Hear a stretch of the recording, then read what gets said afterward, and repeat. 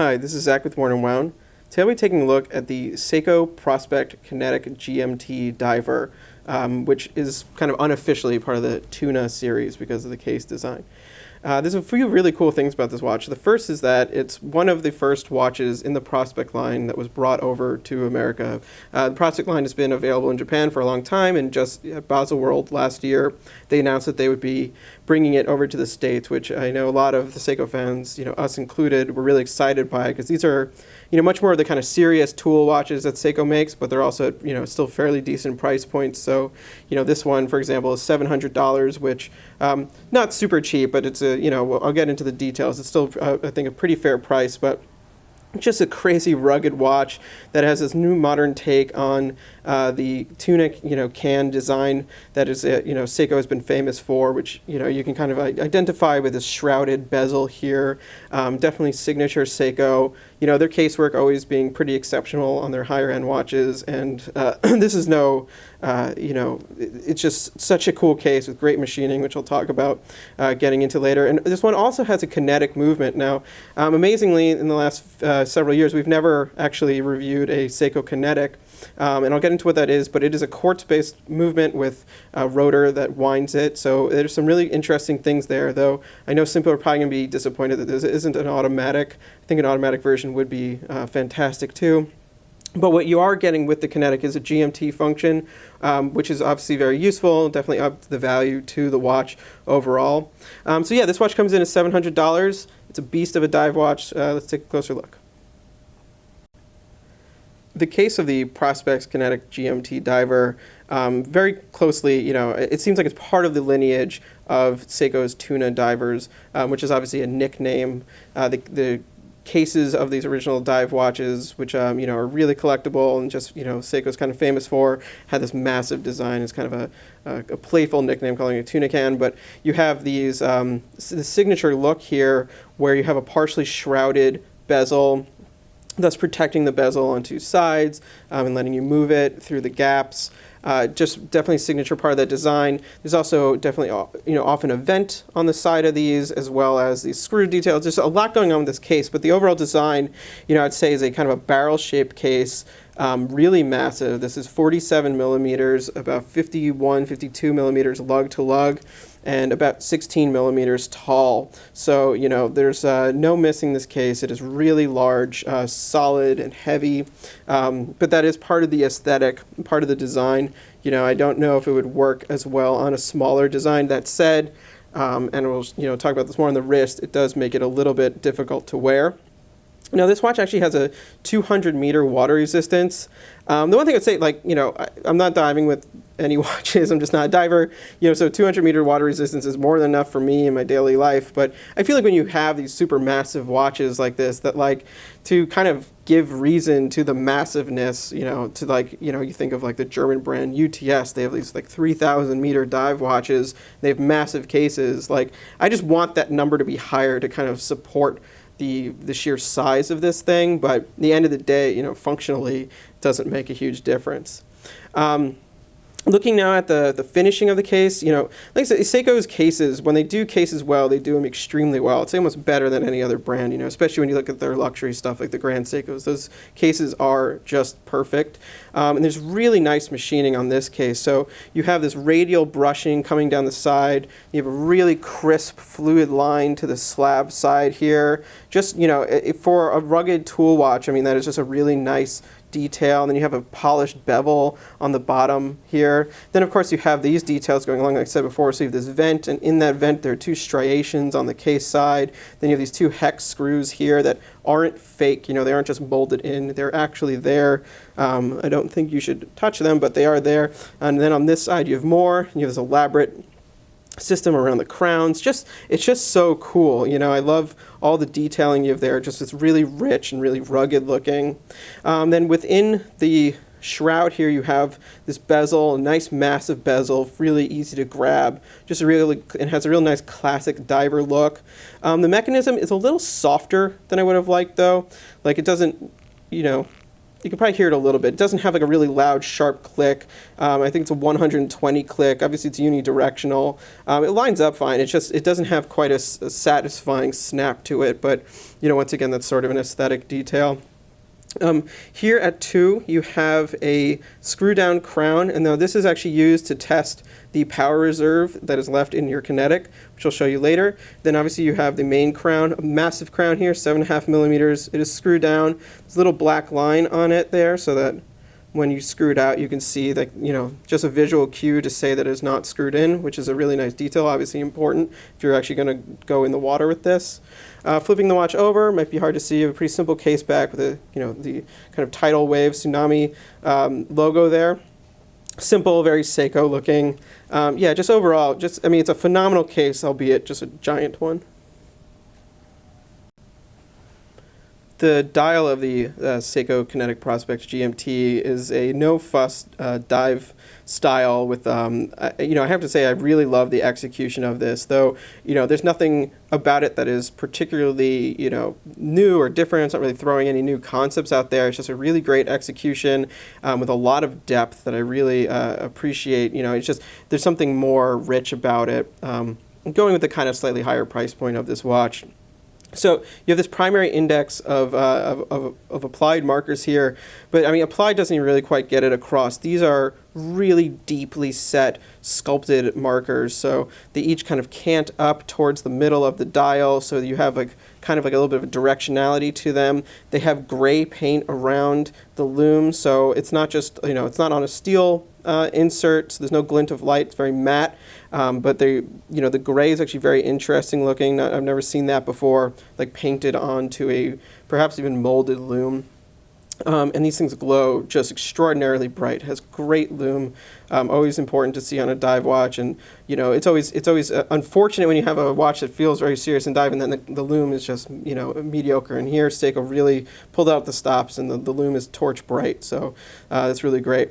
Now around the very outer edge, you have a chapter ring that's really high up, and it's canted down also. And that just has markers on it, simple just hash marks, a little bit broader every 5.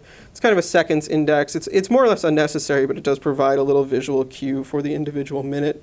And then in the inner circle here, you have a 24-hour index, and that is for use with the GMT hand. So I'll get into more, but really what is happening here is, this hand that is right now pointing at 14 would be your home time hand. Right now I have it set up just to be 24 hours.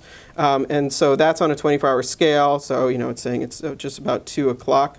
And then, you have your local time at the usual hands. Between 4 and 5, you have a date window. It's very discreet. Honestly, you can almost, miss it looking over. I was very glad to see that it wasn't obnoxious and they didn't, cut in to any of the markers, which, the markers are really the star of the show here. So that works very nicely.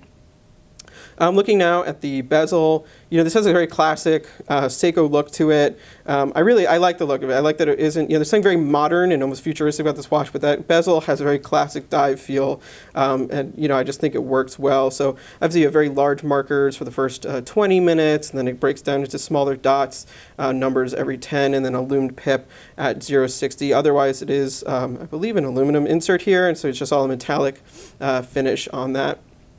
Now looking at the hands on the watch, so you have 4 hands obviously for the GMT function. The hour and minute hand are these 2 big, really, they're really broad looking kind of sword hands. The hour is basically a Roman sword with a tip, and then the minute hand is kind of an elongated arrow, very easy to distinguish from one another, very clear, very bright when it's glowing. Then the GMT hand is like a skeletonized hand with a little strip of lume going around it. I really like the treatment there. It looks like it's the shadow of the local hour hand.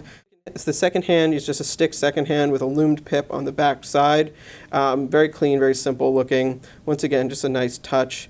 Overall, I love the design of this. I hope you can see the depth well in the video, because it really, it's like, it feels like it's like half an inch from the sapphire down, though I'm sure it's not. But there's just, it has a nice kind of well sculpted feel to it. So it's very enjoyable to look at.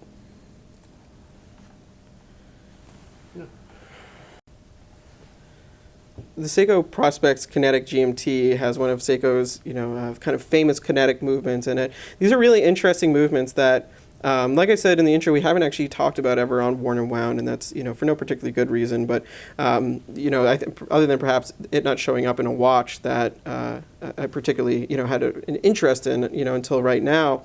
And what the kinetic movement is it's a quartz movement with automatic winding, and it's something they unveiled, I believe, in 1986, and then first was commercially available in around 1988. So it's been around for quite some time now, and they've had a long time to perfect it.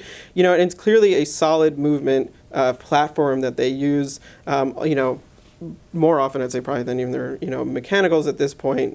Maybe I'm not 100% sure, but they're famous for it. And it's it's kind of like if the Seiko, the Citizen Eco Drive, like that's their thing, the solar thing. The Kinetic is Seiko's drive. So rather than ever having to replace battery, the motion of your wrist will spin a rotor. That rotor is generating electricity in this instance, which is being stored internally in kind of internal coils or batteries, something like that. And on a full charge, you actually get 6 months of wear out of it, or 6 months of it off your wrist, rather. So it actually has really good, efficiency to it. It's a very interesting movement, definitely very interesting to alternative to an automatic. Getting the accuracy of quartz, but no battery and winding, through your body motion. So you do, you might not be able to hear it, but you do have the sound of a spin of the rotor, which is sometimes a reassuring feel for those of us who like mechanicals a lot. Anyway, so now the way this one works, fairly standard. So in first position now, what you're actually going to be able to do is move the local hour hand time both forwards and backwards. So turning it, clockwise will move the hand backwards in time. Towards you will move it forward. Now this is actually how you change the date, is to go a full cycle. So then I would have to do it again to go back 24 hours. So that's an interesting way to do it. Obviously still very quick though, as you can see. And it is interesting that you can go back, and I'm hesitant to say I don't know if that's good or bad for the movement, so you might not want to try that, but it is interesting that it can do that. So obviously the way you do, if you're traveling, the 24-hour hand would just stay on your home time, and you jump this to the time of your local destination.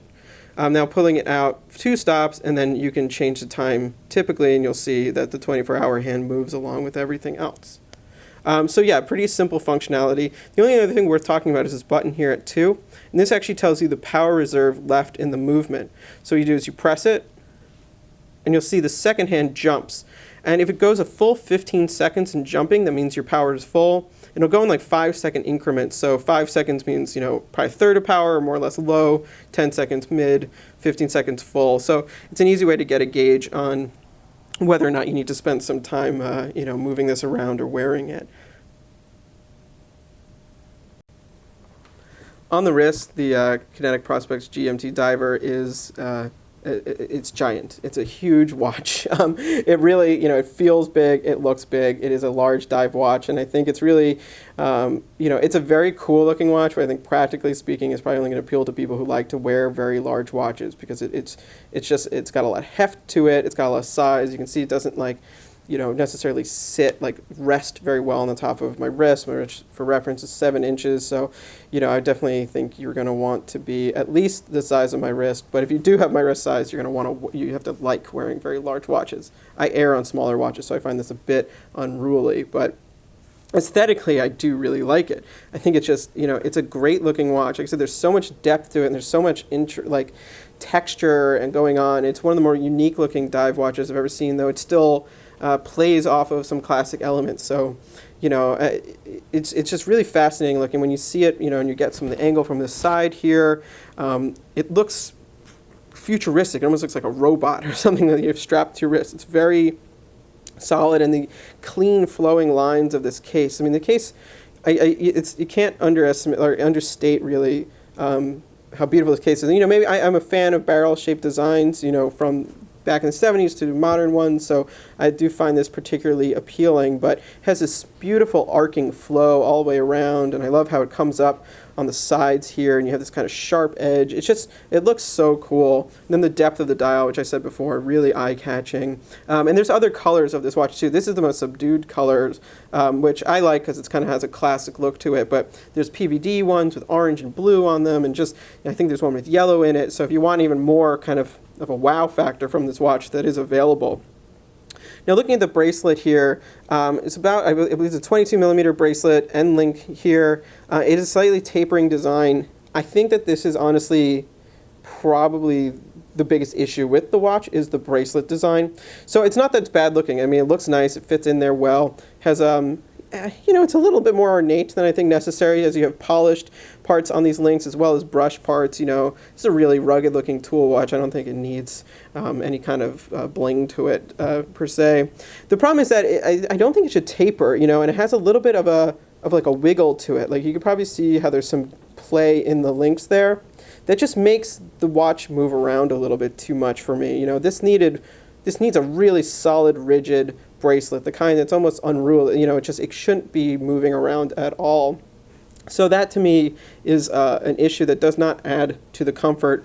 Then you have a fairly usual, typical Seiko style buckle here, flips up. There's a little bit of finishing on here too, which is nice just to see, but it is a very kind of simple, kind of plain clasp here. There is there a dive? No, there is not a dive extension on this. So yeah, that might be an issue for some if you plan on practically using it, but for normal wear, that doesn't really matter. But otherwise, like I said, it's aesthetically spot on. Comfort-wise, it's lacking a bit. To wrap up, the Seiko Prospex Kinetic GMT, quote-unquote, modern tuna watch is a beautiful object. The design of it is really fantastic. The case, the dial, it all just looks so good. I love the detailing on the case, the shape of the case, the flow of the case, and I think it's a very cool, new interpretation of their classic tuna design. So from that standpoint, I absolutely love it. And then the depth in the dial is gorgeous. These big applied markers, or molded markers, are very cool. I love the hands. I love everything about the look of this watch. I mean, I could not really complain or pick on anything there. My one problem is just the size of it, and that's a personal taste thing. It's a 47 millimeter watch. That's always going to be a large watch, so you have to, enjoy wearing a large watch. You have to be able to pull off a large watch. I personally just can't quite go this big, and I think that the issue of the bracelet being a little bit wobbly doesn't help it, because it doesn't really help hold the watch close to the wrist, which a big, heavy watch like this needs.